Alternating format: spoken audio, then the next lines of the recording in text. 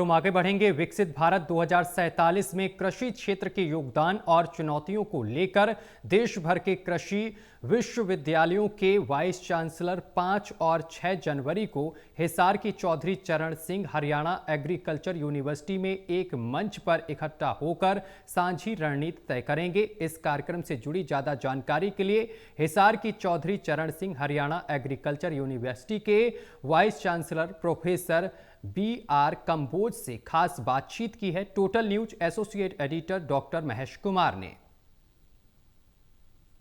भारत 2047 में कृषि क्षेत्र का क्या कुछ योगदान रहेगा और कैसे कृषि क्षेत्र से विकसित भारत की तस्वीर में बेहतरीन रंग भरे जा सकते हैं, इसी पर चिंतन के लिए, मनन के लिए, तमाम सवालों के जवाब तलाशने के लिए देश भर के तमाम कृषि विश्वविद्यालयों के कुलपति हिसार में इकट्ठा होने जा रहे हैं। 5 और 6 जनवरी की तारीख इसके लिए तय कर दी गई है और इसी पर ज़्यादा बातचीत के लिए चौधरी चरण सिंह हरियाणा एग्रीकल्चर यूनिवर्सिटी के vice chancellor professor BR Kamboj इस वक्त हमारे साथ बने हुए हैं। प्रोफेसर साहब, देश भर के तमाम कृषि विश्वविद्यालयों के कुलपति एक मंच पर, एक जगह पर इकट्ठा होने जा रहे हैं। जाहिर है विकसित भारत में कृषि क्षेत्र के योगदान पर बड़ी चर्चा होने जा रही है।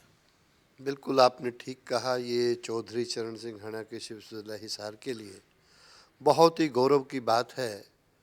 कि जो संगठन है सभी विश्वविद्यालयों का राष्ट्रीय स्तर पे, उसकी 49वीं जो बैठक है वो हिसार में चौधरी चरण सिंह हरियाणा कृषि विश्वविद्यालय में होने जा रही है। और जैसा कि आपने बताया कि इसके अंदर जो मुख्य थीम रहेगा, कृषि में नए आयामों की खोज व कृषि का भविष्य में योगदान एवं स्वरूप। चाहे वो आप वातावरण परिवर्तन की बात करें, चाहे कृषि उत्पादन को बढ़ाने की बात करें, चाहे प्राकृतिक खेती की बात करें, इन सभी सवालों का जवाब यदि कहीं से निकलता है तो इस पे चिंतन करने की आवश्यकता है। इसीलिए कृषि हो, मत्स्य पालन हो, पशुपालन हो, उस सभी या बागवानी हो, इन सभी विश्वविद्यालयों के कुलपति चौधरी चरण सिंह हरियाणा कृषि विश्वविद्यालय हिसार में 5 और 6 जनवरी को इकट्ठा हो रहे हैं, जहां पे इन सभी विषयों पे चर्चा की जाएगी। डिजिटलाइजेशन कैसे हो, वातावरण के बदलते स्वरूप को कैसे देखा जाए, आधुनिक कृषि को किस प्रकार से अपनाया जाए, समन्वित कृषि को कैसे हम आगे बढ़ाएं, इन विषयों पे चर्चा करते हुए हम विकसित भारत 2047 में कृषि,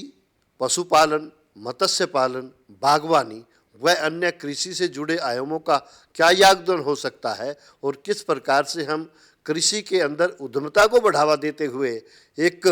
स्वावलंबी भारत की तरफ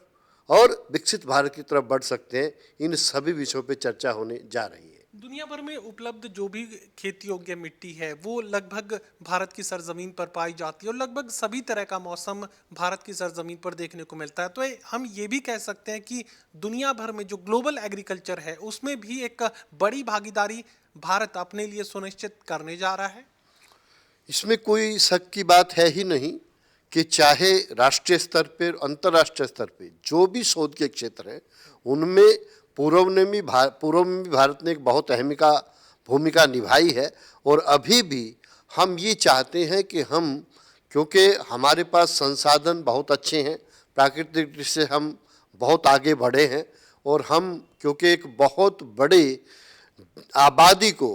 खाद्य सुरक्षा और पोषण सुरक्षा हमने दी है, उसी को देखते हुए हम उन देशों के लिए भी अहम भूमिका निभाते हैं, चाहे हमारी किस्में हैं, हमारी तकनीकें हैं, कि किस प्रकार से हम समन्वय बनाते हुए न केवल भारत का बल्कि अंतर्राष्ट्रीय स्तर पे भी ये जो समस्याएं हैं कृषि में, उनके समाधान में अपनी अहम भूमिका निभा सके, इसके लिए हम पूर्व में प्रयासरत रहे हैं और अब भी हमारे पास ऐसी तकनीकें हैं कि हम अंतर्राष्ट्रीय स्तर पे भी अपना योगदान कृषि के